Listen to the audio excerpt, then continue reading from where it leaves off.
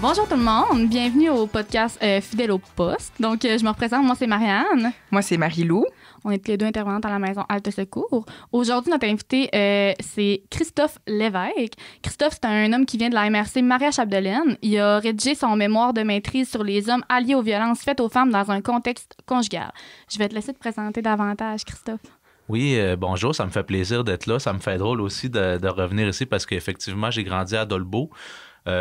Pour parler un peu de moi, là, moi, j'ai pas toujours, en fait, j'ai pas toujours eu une conscience pro-féministe. Là. J'utilise pro-féministe comme pour parler d'une posture d'allié, finalement. Mais je me suis pas toujours intéressé au féminisme, finalement. Tu sais, même que par le passé, tu sais, j'ai déjà eu des comportements, des discours sexistes un peu. Mais je pense que ça montre aussi que cette posture-là, elle peut être accessible. Puis encore aujourd'hui, j'ai des angles morts, là, parce que mon positionnement social vient quand même avec beaucoup de privilèges. Là. Tu sais, je suis un homme blanc engagé dans une relation hétérosexuelle, quand même en situation de handicap, là, mais tu sais, je me quand même toujours un astérix par rapport à ça parce que je suis quand même assez privilégié dans cette catégorie-là. Mais oui, effectivement, j'ai commencé à m'intéresser là, à certains enjeux sociaux à mon cégep. En fait, j'ai fait mes études en sciences humaines au cégep de Saint-Félicien pendant la grève étudiante de 2012, fait que c'était un peu un contexte propice pour s'intéresser à certains enjeux sociaux. Ensuite, j'ai passé par le bac en psychologie à l'UQAC à Chicoutimi. Puis ensuite, j'ai travaillé dans le milieu communautaire au Saguenay pendant 2 ans. En fait, j'ai développé un service d'entraide de quartier pour le maintien à domicile des aînés. Puis ensuite, j'ai décidé finalement de faire un retour aux études. Je m'étais inscrit à la base à la maîtrise en travail social. Finalement, j'ai bifurqué là, vers la maîtrise en études d'intervention régionale, qui est une maîtrise là, interdisciplinaire orientée autour du développement régional. Puis effectivement, si vous analysez un peu mon parcours là, des 10 dernières années, là, j'ai quand même évolué dans des milieux où il y avait principalement des femmes plus que des hommes. Ouais. Fait que inévitablement, j'ai été en contact avec des féministes qui m'ont confronté, qui m'ont fait faire prendre des prises de conscience finalement. Puis c'est ça. Puis finalement, je me suis intéressé à ça. Puis je dirais l'élément déclencheur là-dedans, ça a été... parce que, tu sais, les hommes alliés, là, ce qu'ils vont nommer souvent pour en avoir côtoyé dans le cadre de mon projet de maîtrise, c'est souvent en ayant été en contact avec des féministes puis par des confrontations qu'on devient alliés.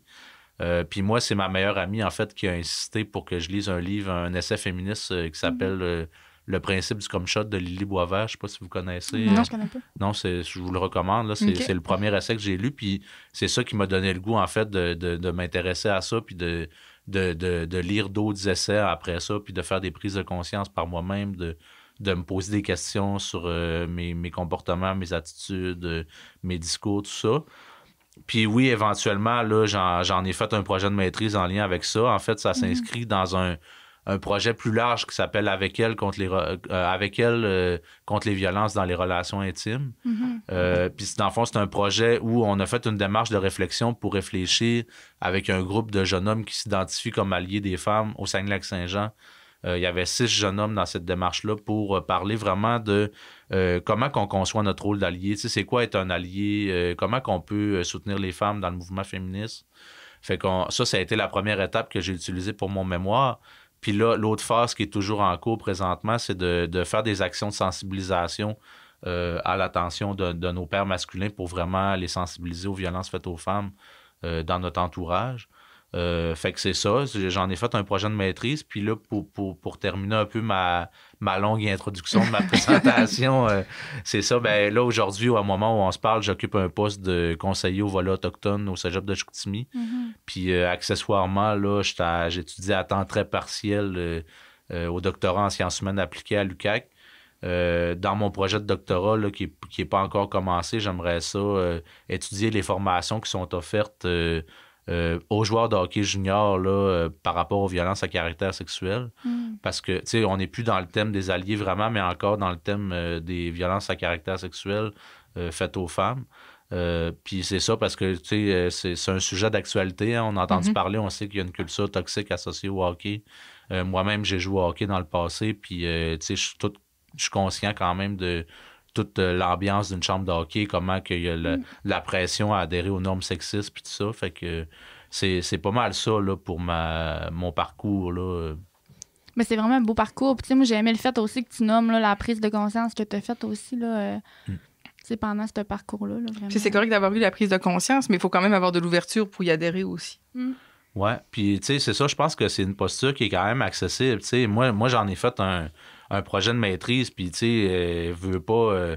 tu sais, je maîtrise certaines théories par rapport à ça parce que j'ai lu beaucoup de textes académiques par rapport à ça, mais je pense qu'il faut se rappeler que c'est une posture qui peut être accessible. Tu sais, on n'a pas besoin de lire Simone de Beauvoir ou, tu sais, qui est quand même pas accessible à tout le monde. Là. Même moi, je l'ai jamais lu, puis j'aurais peut-être de la misère à comprendre ce genre de texte-là, mais tu sais, il faut se rappeler que c'est une posture qui est quand même, qui peut être accessible. On n'a pas besoin de faire tout une maîtrise puis un doctorat, ça, mettons, ouais. pour être allié. Hein? C'est ça.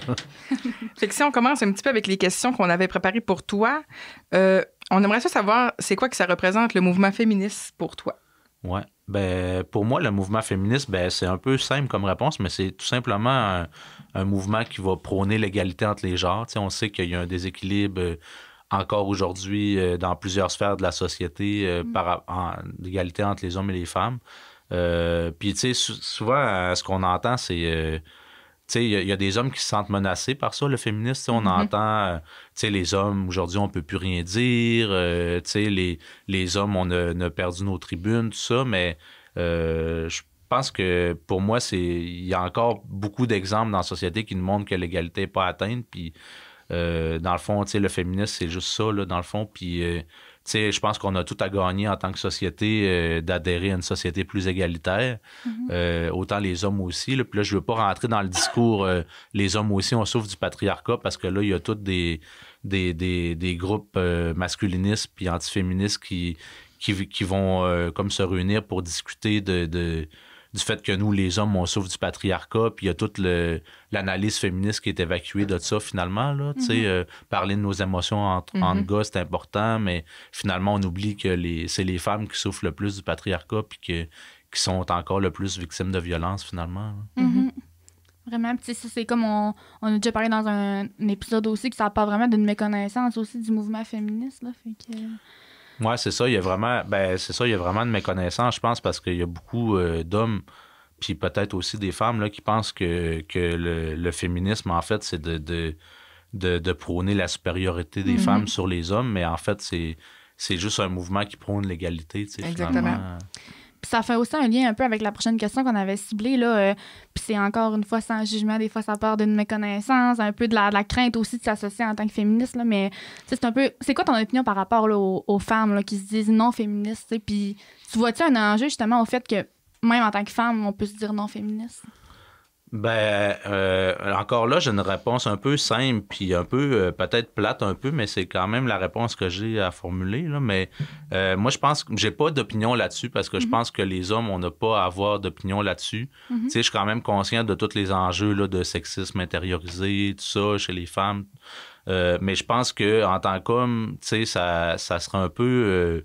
à l'encontre d'une posture d'allié, d'arriver à une femme puis de dire ben, tu sais, ce que tu dis, ce que tu fais, c'est pas féministe, tu sais. Tu sais, on entend souvent dans les enjeux féministes le mansplaining, là, la m'explication, pour le dire en français, mais tu sais, pour moi, c'est comme anti-allié là, d'arriver à une femme puis de dire t'es pas féministe ou d'aller mansplainer des principes féministes. Là, c'est comme dire quoi faire, encore une fois, puis se placer un peu en position d'autorité par rapport à... Ouais, c'est ça, ça va à l'encontre du féminisme finalement, parce que c'est ça reproduit une hiérarchie de genre.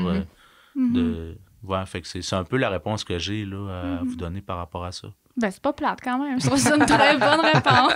Puis, tu sais, c'est la même affaire sur d'autres enjeux, là. Tu sais, il y a des débats qui existent au sein du féminisme. C'est pas.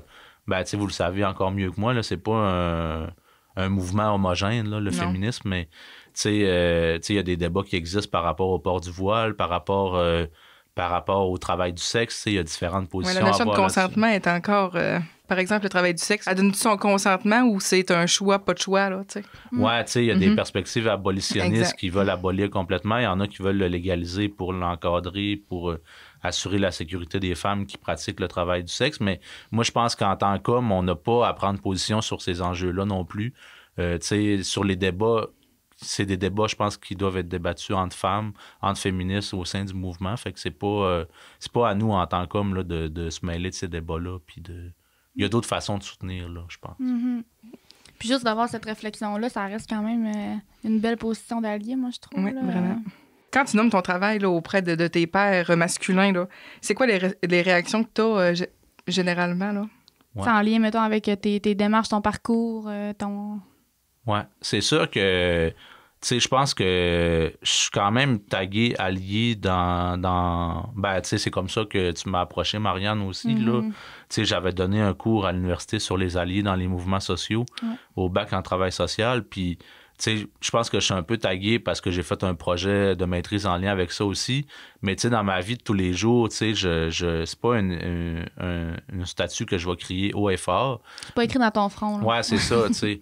Mais quand même, quand je parle de mon projet de maîtrise, parce que tu sais, éventuellement, tu fais une maîtrise, tu te fais poser des questions là-dessus, ben la réaction que je reçois le plus souvent, c'est comme un peu de la sympathie, des acclamations finalement, tu sais, de dire « Ah, ben c'est super intéressant, c'est bien, il faut que les hommes s'intègrent dans le féminisme. » Puis c'est des acclamations avec lesquelles je suis un peu mal à l'aise parce que, tu sais, finalement, c'est dénoncé aussi par les féministes, là, le fait que les hommes qui s'impliquent dans le milieu féministe vont recevoir souvent des acclamations pour de la reconnaissance. De la reconnaissance injustifiée ou disproportionnée par rapport aux actions qui sont faites. Puis, tu sais, le meilleur exemple, c'est David Goudreau. Là. Je sais pas si vous avez vu, il avait fait un slam il y a quelques années. Je me souviens plus c'était quoi le sujet exactement, là, mais tu sais, je pense qu'il dénonçait les violences faites aux femmes ou des enjeux féministes. Puis, tu sais, essentiellement, tu sais, son texte était bon, mais il a pas réinventé la roue. Là. Mais une femme qui aurait pris la parole pour dire essentiellement les mêmes choses, probablement qu'elle aurait eu plus des insultes ou un backlash, si on veut.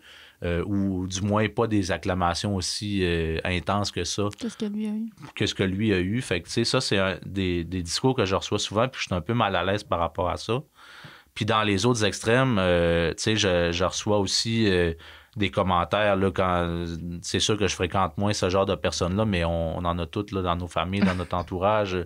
Tu sais, un peu comme j'ai dit d'entrée de jeu, là, des discours masculinistes, de dire ah, ben c'est intéressant, mais tu sais, les hommes, tu sais, on peut plus rien dire, c'est difficile d'être un homme blanc en 2024.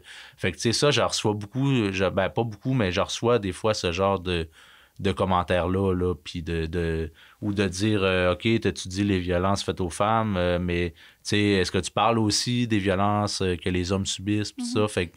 Il y a du travail qui est fait quand même, là. C'est pas parce que, tu sais, on parle des violences faites aux femmes puis du féminisme que le travail est pas l'envers fait. se fait pas, c'est ça.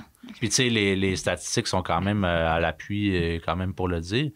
Puis une autre réaction que je reçois un peu moins souvent, mais j'ai quand même... tu sais, je me suis quand même impliqué en recherche dans le milieu féministe.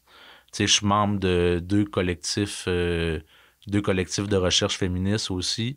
Puis, tu sais, quand je parle de mon projet à certaines féministes qui travaillent en recherche, ben pas juste en recherche, mais surtout en recherche, là, mais la réaction que j'entends, tu sais, il y a un peu de méfiance des fois, là, tu sais, parce que souvent, il y a des hommes alliés qui vont utiliser ce titre-là ou qui vont comme vanter leur bon coup dans le but d'avoir une médaille. Tu sais, une médaille, tu sais, j'ai fait un bon coup d'allié, tout ça. Fait que le commentaire que j'entends des fois, c'est un peu de la méfiance, tu sais. Est-ce que c'est vraiment un allié ou tu sais, ou il est à la recherche de reconnaissance comme plus facile. Ouais, c'est ça, ouais. Puis moi, je vais quand même ailleurs, là, mais tu sais, je suis restée accrochée au fait que tu as dit, tu sais, mettons, je le crie pas au effort, là, que je suis alliée au mouvement féministe. Ben, tu sais, pas que tu le cries pas que tu as honte d'eux, mais tu comprends? Vous comprenez? Ouais. Puis je me demandais, là, par rapport à ton sujet de maîtrise, justement, là, tu m'as nommé qu'il y avait 6 jeunes hommes qui s'étaient dit alliés, mais comment ils ont été recrutés, ces hommes-là? Comment est-ce que, tu sais, ils ont pu... comment t'as fait? Ben, gars, c'est vrai, ils sont alliés, ils peuvent faire partie de moi. Ben, c'était une super bonne question. Puis, tu sais, dans mon projet, justement, on voulait représenter toute la région. Finalement, c'est des hommes qui viennent du Saguenay puis qui ont quand même un certain niveau d'éducation puis qui ont un profil d'emploi, je dirais, aussi en lien avec l'intervention sociale. Tu sais, en recherche, il y a une méthode de recrutement qui s'appelle par effet boule de neige, là. Fait que, tu sais, t'as un participant qui arrive, puis là, il connaît un autre, puis, tu sais, veux pas, les réseaux militants dans la région sont quand même assez petits, puis il y a quand même une certaine proximité entre les personnes militantes dans la région.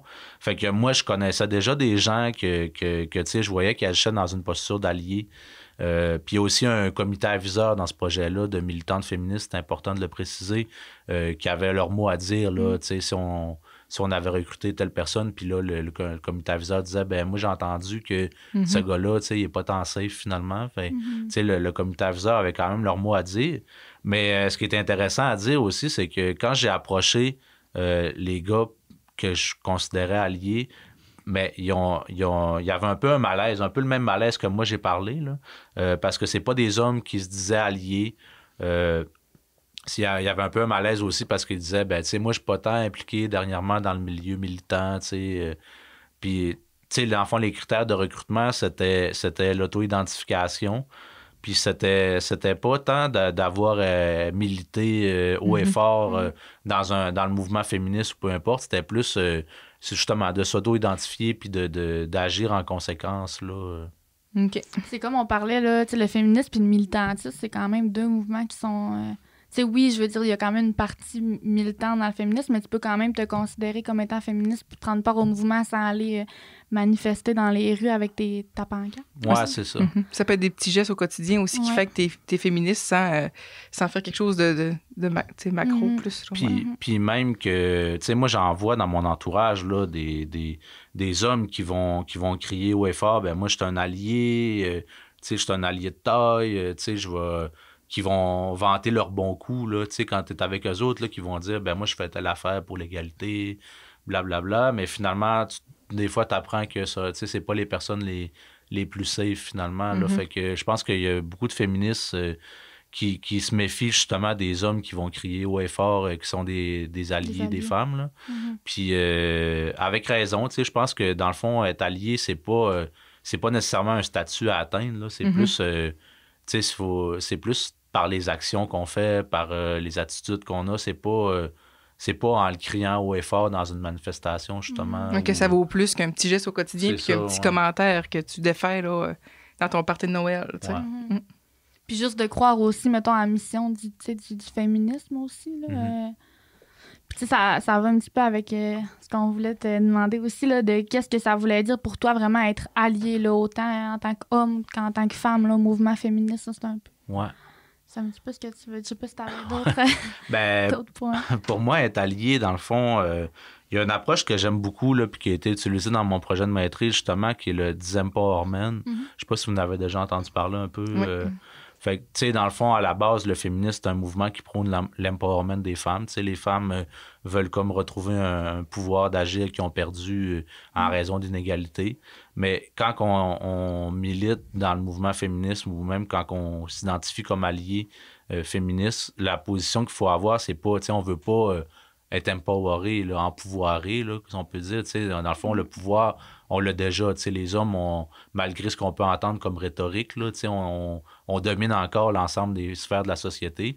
Fait que pour en arriver à l'égalité, ça suppose que les hommes acceptent une perte de pouvoir, finalement. Fait que c'est un peu ça, le disempowerment, dans le fond, c'est de réduire le pouvoir qu'on exerce sur les femmes et les féministes de manière individuelle, mais aussi de manière collective, là. Puis, tu sais, il y a différentes actions pour y arriver, là. Tu sais, on pourra en reparler plus loin, mais... T'sais, pour moi, c'est ça, être allié. Dans le fond, c'est comme je disais un peu tantôt, c'est pas de le crier haut et fort, mais c'est plus d'agir dans une perspective où on cherche à réduire le pouvoir qu'on exerce sur les femmes puis les féministes. Puis quand on parle de pouvoir aussi, mettons, pour les femmes, là, c'est un peu comme tu disais, c'est pas de se placer au-dessus, c'est d'être capable puis d'être cru, d'être capable de prendre nos propres décisions, dans le fond, que les autres croient en notre potentiel puis qu'on ait les mêmes chances que les hommes. C'est sûr que pour y arriver, il faut qu'il y ait une perte de privilèges. Puis c'est ça souvent qui choque nos confrères, mettons, masculins. Là. Ouais. C'est sûr que pour nous, avoir une reprise de pouvoir sur notre vie, ça nécessite que l'autre personne perde du pouvoir, ou ait une perte de privilèges quelconque. Fait que c'est sûr que ça peut être plus heurtant. Ça choque, Oui, puis c'est ça que souvent que les hommes ne veulent pas accepter de perdre des privilèges, tu sais, ça atteint leur ego un peu, on dirait. Là, on a parlé aussi de la question de l'ego dans mon projet de maîtrise, puis ouais, il y a ça. Puis, tu sais, dans la notion de pouvoir qu'on parle aussi, il y a le pouvoir sur les femmes, mais il y a le pouvoir avec aussi, parce que, tu sais, comment que le patriarcat se perpétue, finalement, c'est parce que les hommes, les gars sont solidaires entre eux, fait que, tu sais, T'sais, on le voit là, dans une chambre de hockey ou dans un groupe de boys, là, les gars sont solidaires entre eux autres, puis c'est comme ça que finalement, il en arrive à commettre des actes d'agression ou à se maintenir au pouvoir, finalement, là. Fait que c'est un peu de briser cette solidarité masculine-là aussi. Là. Oui, qui est toxique. Tu sais, si c'était... Tu sais, on prône la solidarité féminine, mais tu sais, c'est pas pour prendre le pouvoir sur quelqu'un. Tu sais, c'est vraiment pour prendre le pouvoir sur nos propres décisions. Tu sais, c'est pas viser contre une personne en général. Puis on parlait de perte de privilège, mais tu sais, le terme privilège, je l'ai dit, là, c'était quand même... C'est une chance de plus. Ouais.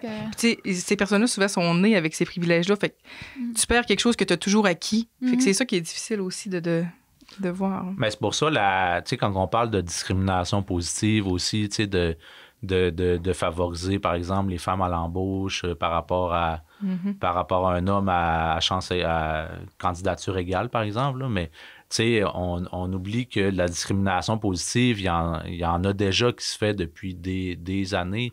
Tu sais, juste le fait d'arriver comme homme, tu sais, t'arrives avec un privilège en entrevue, puis tu sais, c'est un peu de rétablir finalement ce déséquilibre-là. Toi, Christophe, là, as-tu des suggestions d'actions qui peuvent être réalisées au quotidien là, pour justement être allié au mouvement féministe?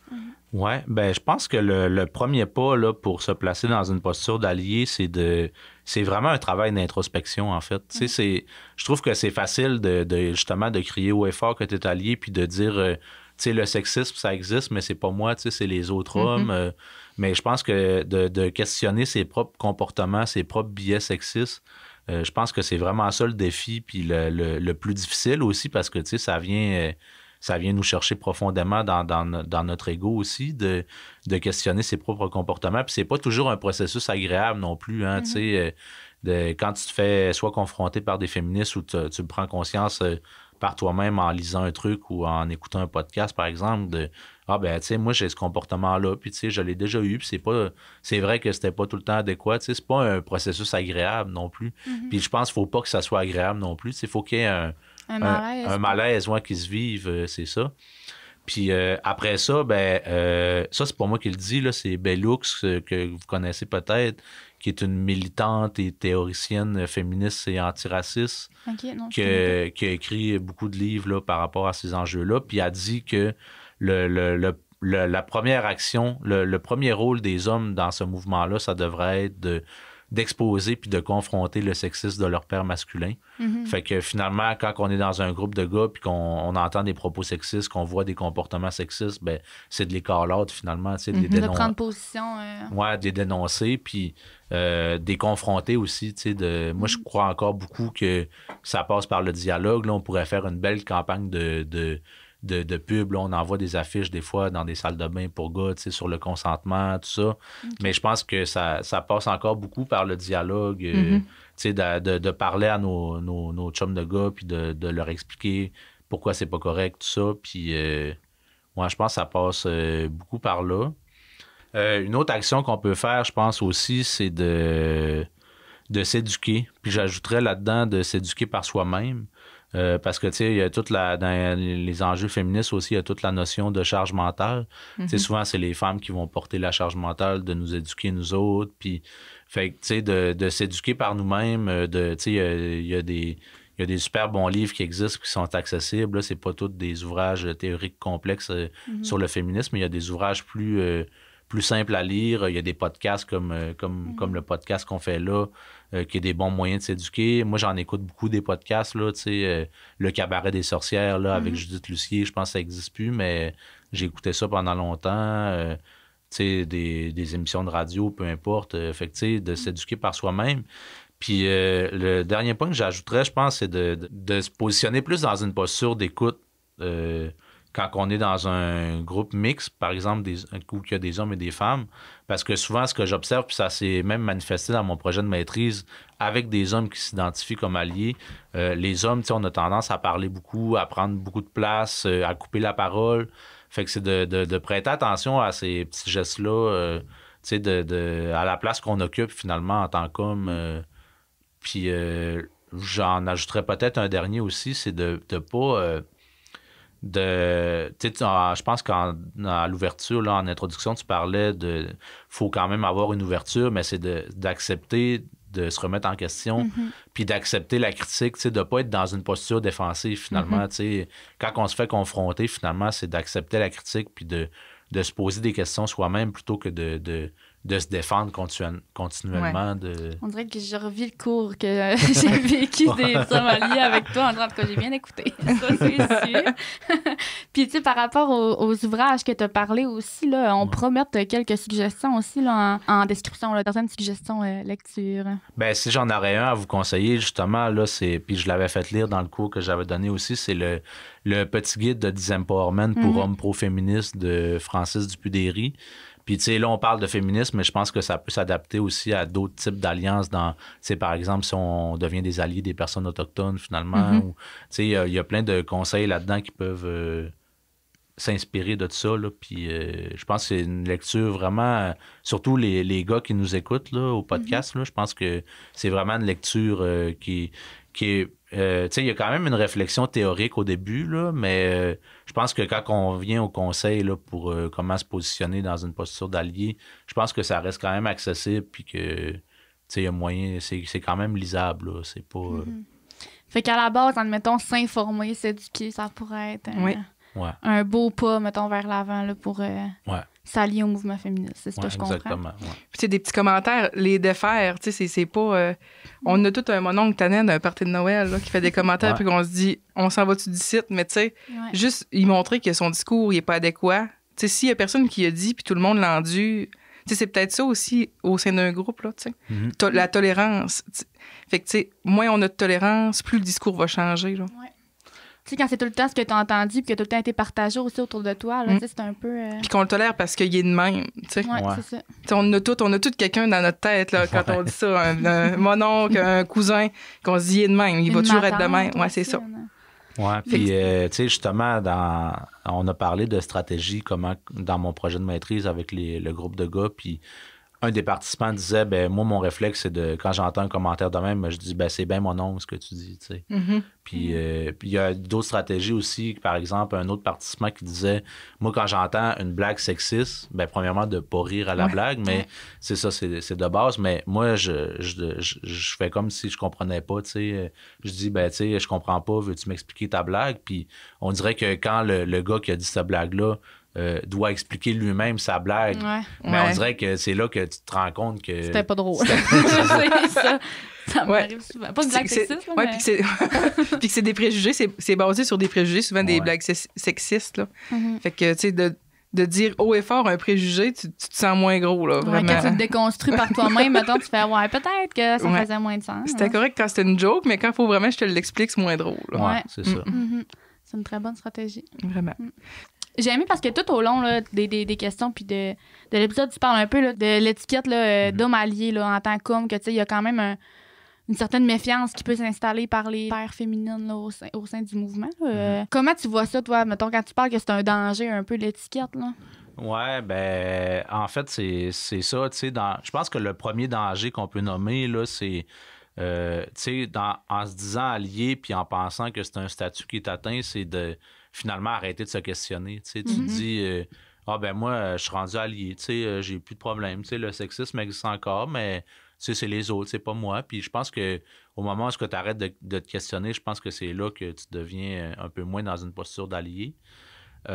Puis l'autre chose aussi, c'est que souvent, c'est une étiquette qui va être utilisée dans certains milieux comme pour reproduire des violences ou des rapports de pouvoir.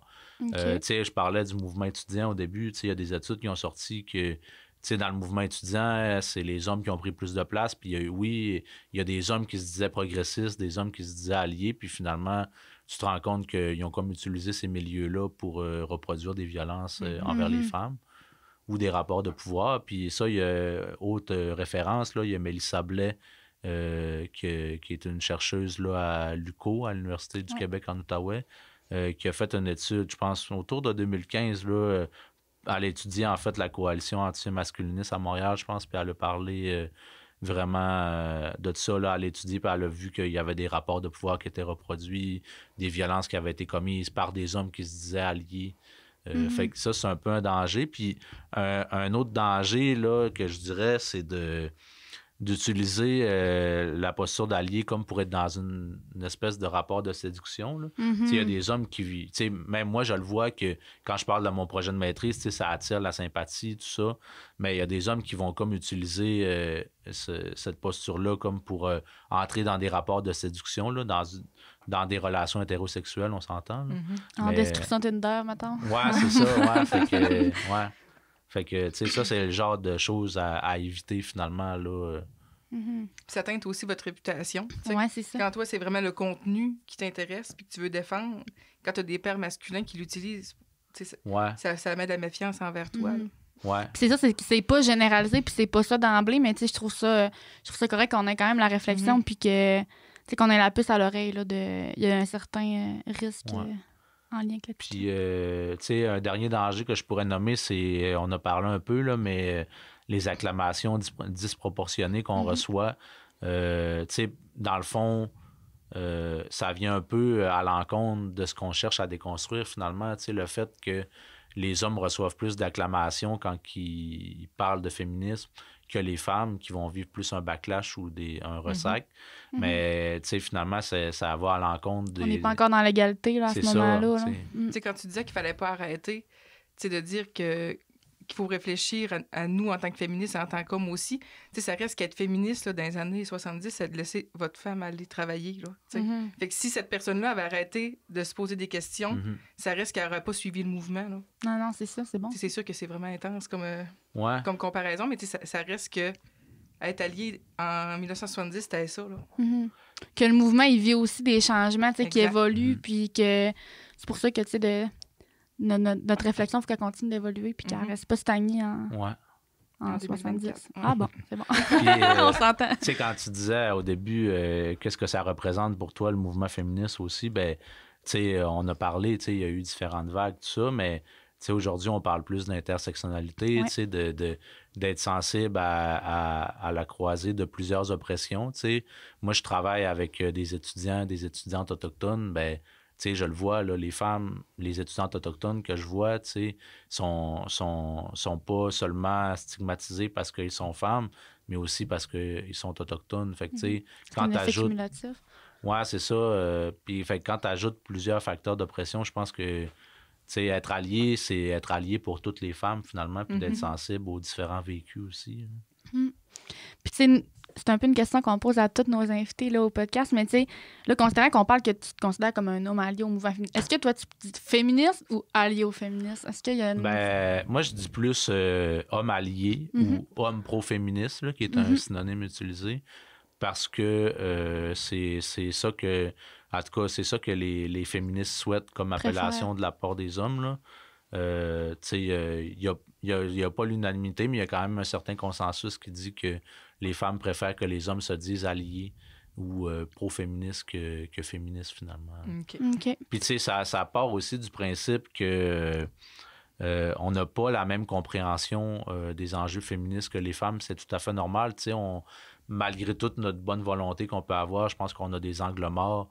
Tu sais, moi-même, j'en ai encore des angles morts dans ma posture, puis c'est pour ça que faut utiliser une appellation différente, je pense, là, pour le nommer. On n'a pas la même réalité non plus, là. Tu sais, il y a des podcasts féministes que moi, j'écoute, mais que, tu sais, ça vient de Montréal, ou, tu sais, ça... Mais je pense que c'est bien d'en parler à Dolbeau aussi, tu sais, en milieu rural, parce que, tu sais, je le disais avant qu'on commence l'enregistrement, mais il y a quand même des réalités différentes au niveau des violences faites aux femmes, ça, fait que c'est important d'en parler puis aussi. en tant on n'est pas animatrice, on vous l'apprendra pas personne, là, mais en tant qu'intervenante aussi, qu'on utilise l'approche féministe à tous les jours quand même. Là, puis on trouve que c'est important quand même de faire la promotion là, du féminisme, puis de démentir, puis de le vulgariser aussi, pour que ça soit plus accessible. Oui, c'est ça, c'est dans votre mission de votre organisme aussi. Surtout de le démystifier, en fait. Là, vraiment beaucoup. Mais je trouve ça intéressant vraiment parce que, tu sais, on avait vu aussi dans le sondage qu'on avait envoyé là, dans la population que, tu sais, la majorité des répondants, c'était des femmes. Là. Mais il y avait quand même des hommes. Fait que, tu sais, je trouve ça beau de le voir que, tu sais, par rapport à ça, on recule là, de 50 ans, on était loin de là. Oui, c'est ça. Fait que moi, je trouve ça vraiment intéressant de t'avoir eu aujourd'hui sur le podcast. Christophe, merci vraiment. Oui, puis merci d'être un homme allié puis de promouvoir aussi le mouvement. Là. Merci, ça fait du bien d'entendre ça. Oui, vraiment. Ben, merci pour l'invitation. Tu reviendras. Saison 2. Ouais, c'est ça. Fait qu'on se revoit dans un prochain épisode de Fidèle au poste. Merci. Bye.